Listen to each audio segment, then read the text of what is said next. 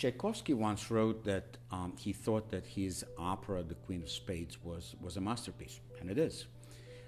I just think that it is unfortunate that he didn't live long enough to say the same thing about his last opera, Iolanta. Iolanta is an interesting situation. It was commissioned by the Imperial Theater as a double bill together with the Nutcracker Ballet. They had plenty of time those days. So first half, 90 minutes, that's the opera. And lavish dinner, and then the Nutcracker Ballet, which was colorful and wonderful, and maybe some fireworks afterwards. So we know how the Nutcracker turned out to be, and in this context, Iolanta just was it's a different beast. So it could not possibly compete with the Nutcracker in that context. In my view, it is a masterpiece. It belongs more on a symphony stage versus the operatic stage. There are inherent challenges with the piece in terms of staging, but musically, vocally, it is exceptional from the first note to the very last note.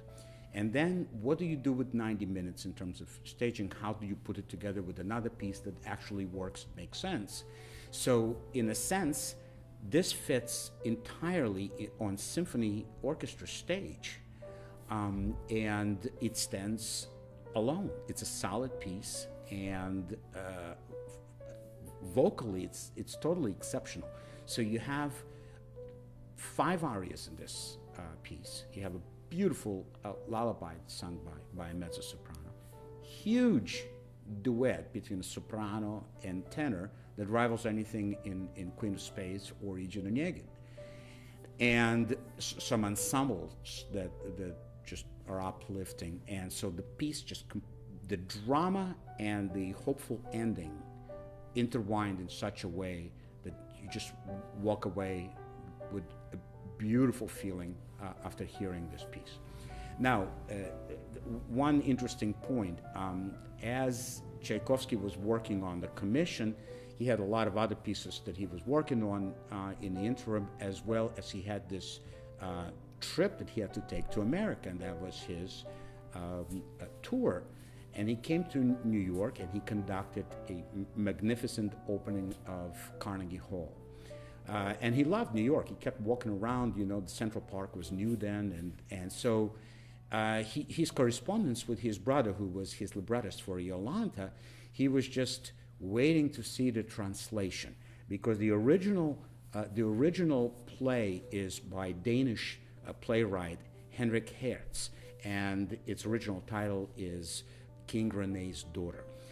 Tchaikovsky was taken once, he saw a play, and he just wanted to do an opera on this subject. So while walking in New York, he's thinking about Iolanta, and I think it's just a neat story.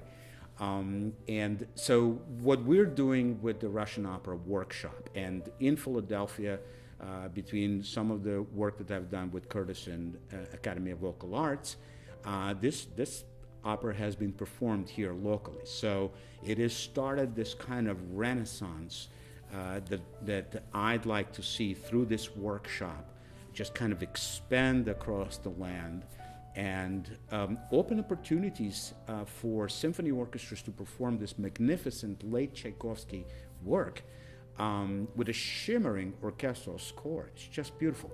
And of course it can also be done with the piano accompaniment, and I've done that, and it is a workout, but it's a worthwhile effort. And I think that also any university with opera program can mount this production very effectively with their own orchestras or with their pianists.